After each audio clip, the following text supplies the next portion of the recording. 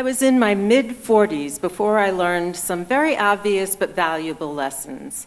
The first one is that things can change in the blink of an eye. The second is that I should watch my step.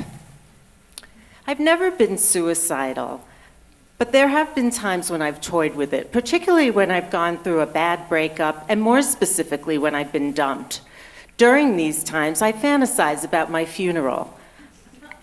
In my fantasy, I am lying there looking stunning, all of my ex-boyfriends gazing down at my corpse, their tears dripping onto my still body, their sobs echoing in the air.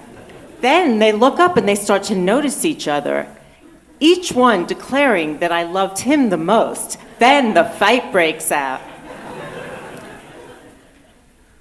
And then they all say breaking up with me was the biggest mistake of their lives.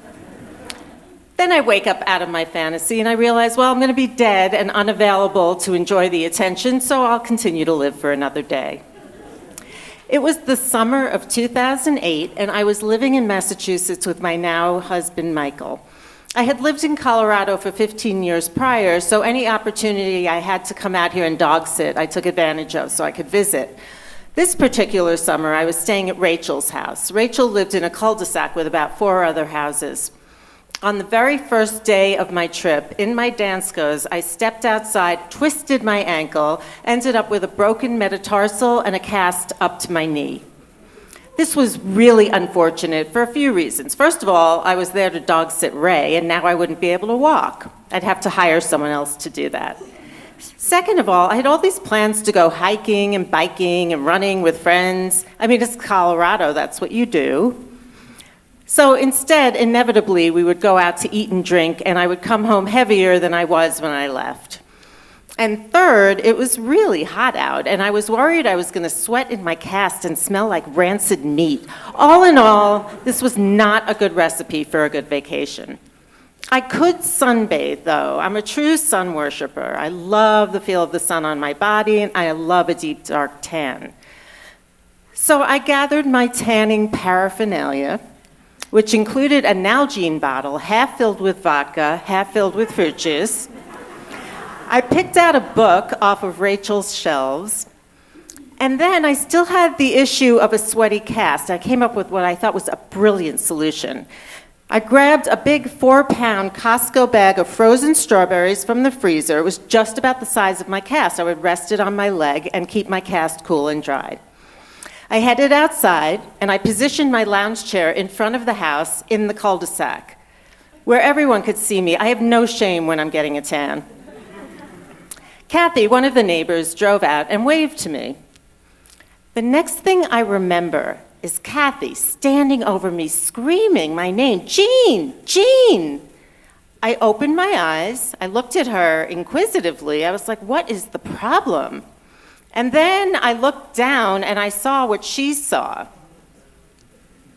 My arm was draped to the side. I had passed out.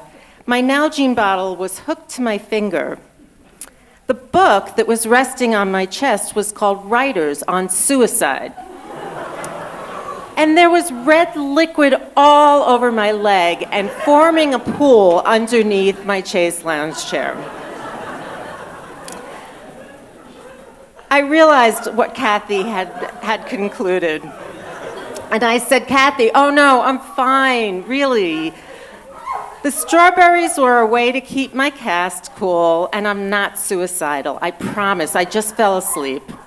So she said, well, thank God you scared me. I left 2 hours ago, and when I came back, you were still in the same position as when I left. Well, I had passed out, but I wasn't going to tell her that. So that was the end of my sun tanning for that trip. I ended up spending the next 2 weeks on the couch with Ray, watching TV and eating the proverbial bonbon. Folks, I'm here at the Grand Slam because I told a story last year in which I mentioned casually that on my bucket list is to win first place in a story slam. So I may have a little bit of a drinking problem, but I'm in recovery from that. I think we've established that I'm not suicidal, although I did write my eulogy, and it's dedicated to all my ex-boyfriends.